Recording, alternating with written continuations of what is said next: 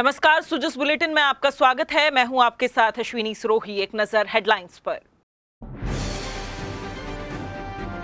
नवसृजित 15 जिलों में 606 नए पदों के सृजन की मुख्यमंत्री ने दी मंजूरी। विभागीय भवन बनने तक किराए के भवन में कार्यालय संचालित करने की भी दी मंजूरी। सामाजिक न्याय एवं अधिकारिता मंत्री ने किया पालनहार फेस रिकॉग्निशन नवीनीकरण मोबाइल एप्लीकेशन लॉन्च। लाभार्थियों को डोर स्टेप सर्विस डिलीवरी की मिलेगी सुविधा। कृषि संकाय में पढ़ने वाली छात्राओं को प्रोत्साहन राशि के लिए आवेदन आमंत्रित। 1 जुलाई से 30 सितंबर तक खुला रहेगा ऑनलाइन पोर्टल।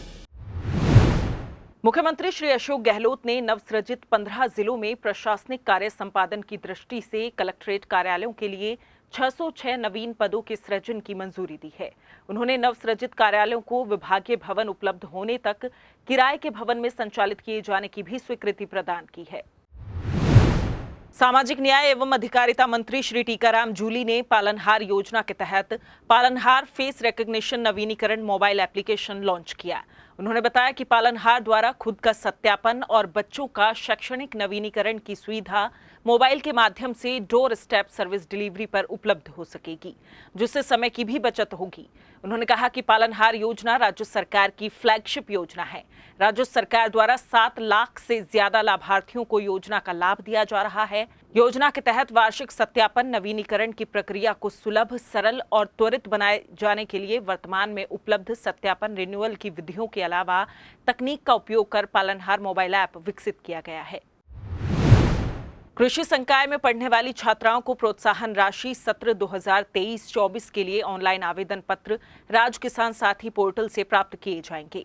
कृषि संकाय में पढ़ने वाली छात्राओं के प्रोत्साहन राशि के लिए ऑनलाइन आवेदन के लिए राज किसान साथी पोर्टल 1 जुलाई से 30 सितंबर तक खुला रहेगा। आपको बता दें कि छात्राएं प्रोत्साहन राशि के लिए आवेदन खुद राज किसान सुविधा ऐप ई मित्र के जरिए कर सकती हैं।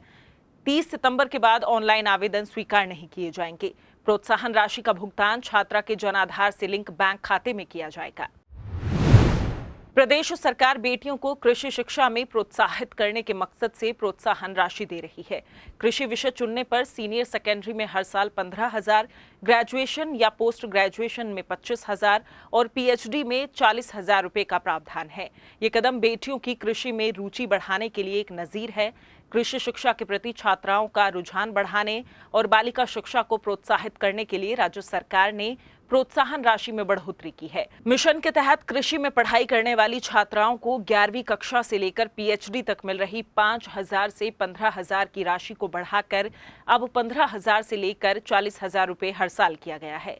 राज्य सरकार का मकसद है कि बालिकाएं कृषि के क्षेत्र में नई विधाओं का अध्ययन करें, जिससे न केवल परिवार की आय बढ़ेगी बल्कि वे राज्य और देश की समृद्धि में भी योगदान देंगी। डॉक्टर भीमराव अंबेडकर राजस्थान दलित आदिवासी उद्यम प्रोत्साहन योजना 2022 के तहत आज जयपुर में एमएसएमई विकास संस्थान के सभागार में जिला स्तरीय विशेष प्रोत्साहन शिविर संपन्न हुआ।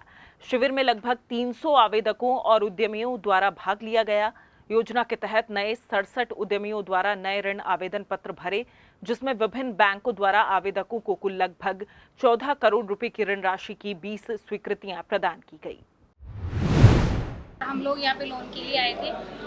हम अपना खुद का हमारा एनजीओ उसमें हम काम मशीनें वगैरह लगाएंगे और उसको आगे बढ़ाना चाहते हैं। ये सभी महिलाओं ने लिया है, किसी ने 1 लाख का लिया है, किसी ने 50,000 का लिया है, इस तरह से लोन लिया है। हमारा एक एनजीओ है हैंड्स का विजन सोसाइटी, तो इन महिलाओं को हम ये अपने स्तर पे छोटे स्तर पे कुछ काम कर शुरू करना चाहती है।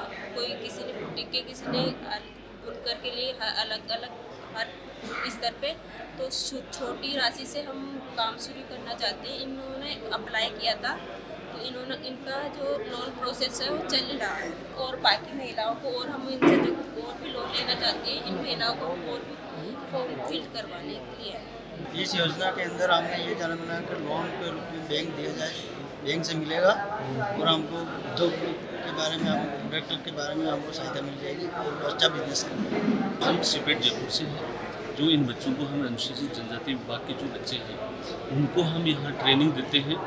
ट्रेनिंग टेक्निकली ट्रेनिंग है, मशीनरी की ट्रेनिंग है और ट्रेनिंग होने के बाद इनको जॉब प्रोवाइड करवाते हैं। इनके साथ साथ यहाँ जो आज ये शिविर हुआ है, इस शिविर में इनको आगे चल के खुद का रोजगार लगाने के लिए इस योजना में लाभ मिलेगा।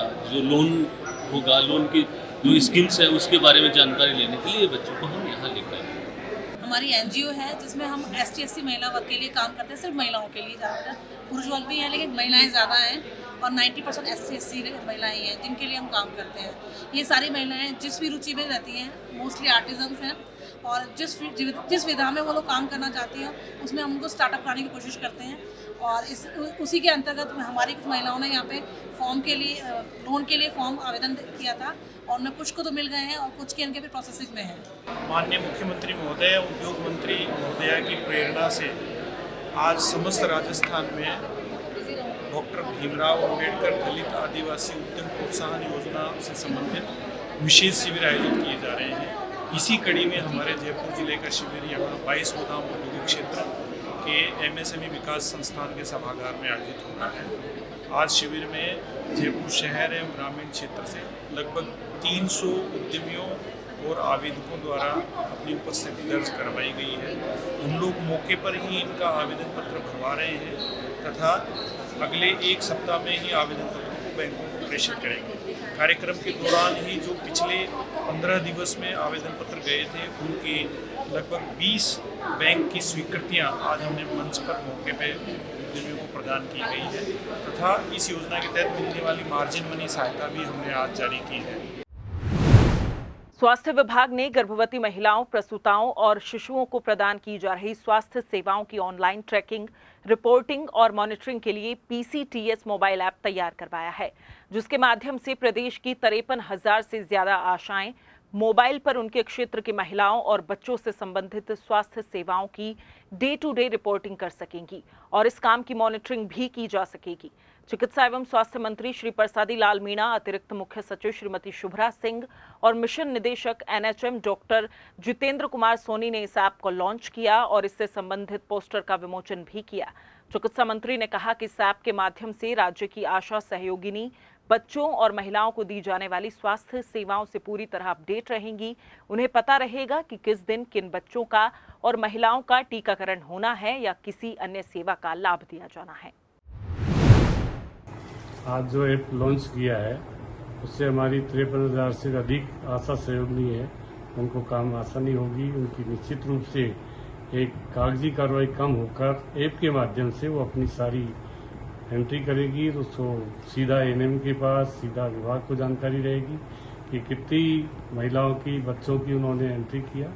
निश्चित रूप से 53,000 जो हमारे आशा सहयोगी है उसको इससे जोड़कर बहुत बड़ा काम स्वास्थ्य विभाग में बहुत सुधार होगा कि लोगों को किस तरह ऐप से जोड़कर उनको किस तरह सुविधाएं दी जाए। राज्य सरकार ने रोडवेज की बसों में सफर करने पर महिलाओं के लिए रियायत का दायरा बढ़ाया है। राज्य की सीमा में अब राजस्थान राज्य पथ परिवहन निगम की सभी श्रेणी की बसों में यात्रा करने पर महिलाओं और बालिकाओं को 50% की रियायत दी जाएगी। मुख्यमंत्री श्री अशोक गहलोत ने इस संबंध में प्रस्ताव को मंजूरी दी है। प्रस्ताव के अनुसार निगम की सभी श्रेणी की बसों में यात्रा करने पर महिलाओं और बालिकाओं का आधा किराया ही लगेगा। आपको बता दें कि अभी केवल साधारण श्रेणी की बसों में यात्रा करने पर ही महिलाओं और बालिकाओं को 50% की छूट दी जा रही थी। मुख्यमंत्री ने बजट में रोडवेज की साधारण बसों में यात्रा करने पर महिलाओं को किराए में दी जा रही छूट को 30% से बढ़ाकर 50% करने की घोषणा की थी। इसके बाद 25 मई को जयपुर के सिंधी कैंप स्थित नए बस टर्मिनल के लोकार्पण समारोह में मुख्यमंत्री ने इस रियायत को रोडवेज की सभी श्रेणी की बसों में लागू करने की घोषणा की। मुख्यमंत्री ने इस घोषणा की क्रियान्विति में ये स्वीकृति प्रदान की है। प्रदेश के 401 राजकीय महाविद्यालयों में ओपन जिम स्थापित किए जाएंगे। मुख्यमंत्री श्री अशोक गहलोत ने इसके लिए 18 करोड़ रुपए से ज्यादा के वित्तीय प्रावधान को स्वीकृति दी है। प्रस्ताव के अनुसार ओपन जिम की स्थापना पर प्रति महाविद्यालय 4.50 लाख रुपए की राशि खर्च की जाएगी। सत्र 2023-24 में खोले गए नए महाविद्यालयों में भी ओपन जिम स्थापित किए जाएंगे। मुख्यमंत्री की इस मंजूरी से राजकीय महाविद्यालयों में ओपन जिम की सुविधा उपलब्ध हो सकेगी।